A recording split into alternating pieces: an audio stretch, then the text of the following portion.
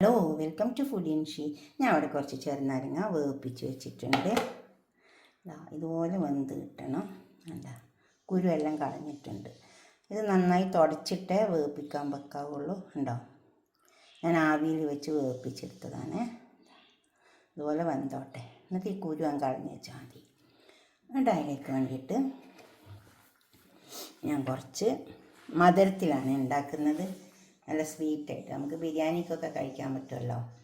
പിന്നെ ഇത് ഒരു 2 ടേബിൾ സ്പൂൺ പെരിഞ്ചീരകമുണ്ട്, 1 ടീസ്പൂൺ ഉലുവ, 2 ടേബിൾ സ്പൂൺ കടുക്, 1.5 ടേബിൾ സ്പൂൺ കരിഞ്ചീരകം.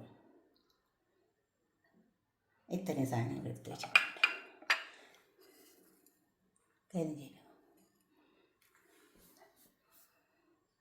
ഇനി ഇതൊന്ന് നമുക്ക് നന്നായി വറുത്ത് പൊടിച്ചെടുക്കാം. ഇതിൽ കുറച്ച് നല്ല ജീരകം വേണം. അത് പക്ഷേ പൊടി ആയതുകൊണ്ട് ഞാൻ അതിലിങ്ങനെ കൂട്ടിക്കോളാം. പാൻ അടുപ്പത്ത് വെച്ചിട്ടുണ്ട്. വറുത്തെടുക്കാൻ വേണ്ടിയിട്ട് അതിൽ 2-3 മുളകും കൂടെ ഇട്ട് കൊടുക്കാം.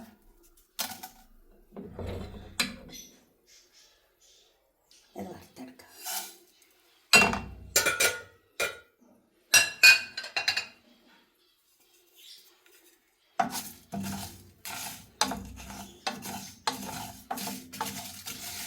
വറുത്ത് പൊടിച്ചെടുക്കാം.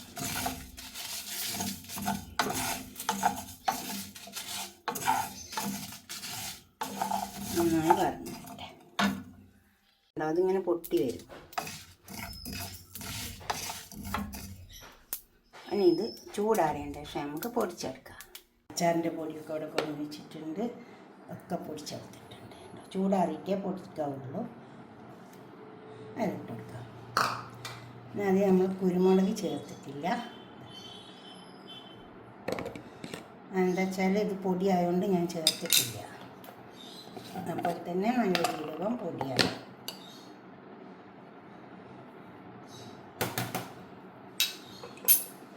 പിന്നെ അതിലേക്ക് കുറച്ച് മുളകിൻ്റെ പൊടി ഇട്ട് കൊടുക്കാം.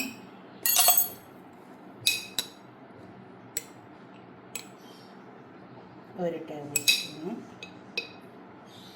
2 ടേബിൾ സ്പൂൺ മുളകിൻ്റെ പൊടി, 2 ടേബിൾ സ്പൂണും 1 ടീസ്പൂണും മുളകിൻ്റെ പൊടി ഇട്ട് കൊടുത്തിട്ടുണ്ട്. ഉപ്പ്,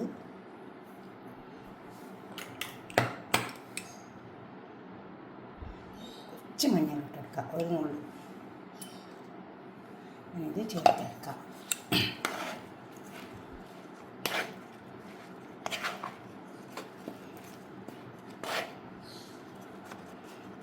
പഞ്ചസാര നമുക്കൊന്ന് ഉരുക്കിയെടുക്കാം.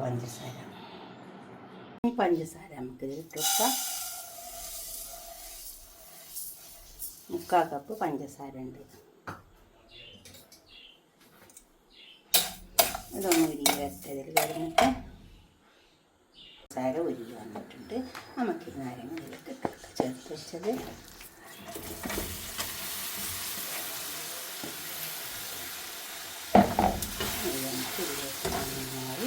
ചേർത്ത് പൊട്ടിച്ചെടുക്കാം. പഞ്ചസാര നന്നായി ഉരുകി വരുന്നത് അത്രേ വേണ്ടത്.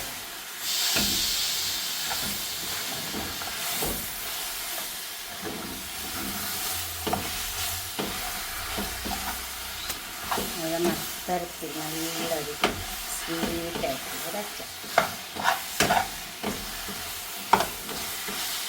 ഇനി ഇത് ചൂടാറിയതിന് ശേഷം നമുക്ക് ഒരു പാത്രത്തിലേക്ക് സെർവ് ചെയ്യാം.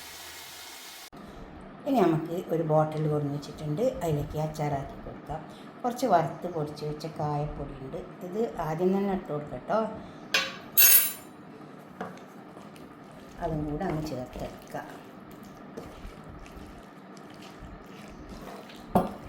അപ്പോൾ ഒരു പ്രത്യേക ടേസ്റ്റ് ഉണ്ട്. നല്ല തുടച്ച് വെച്ച കുപ്പി, തീരെ വെള്ളയില്ലാത്ത കുപ്പിയിൽ നമുക്ക് നല്ല മധുരമുള്ള അച്ചാർ. കൈ തട്ടണ്ട. അപ്പോൾ തന്നെ എടുക്കുമ്പോൾ സൂക്ഷിച്ചിട്ടൊക്കെ എടുക്കുക.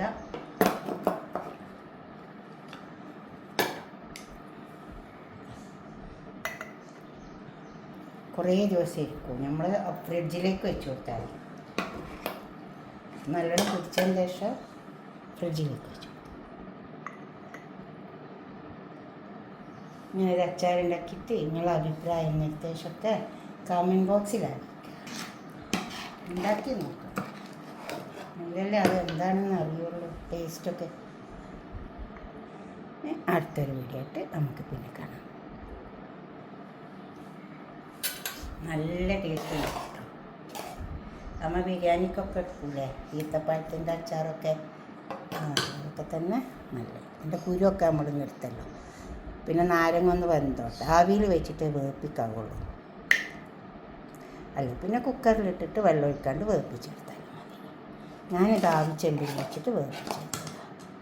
അടുത്തൊരു വീഡിയോ ആയിട്ട് നമുക്ക് പിന്നെ കാണാം. ബൈ. ഷെയർ ചെയ്ത് കൊടുക്കണേ എല്ലാവർക്കും. Okay, by.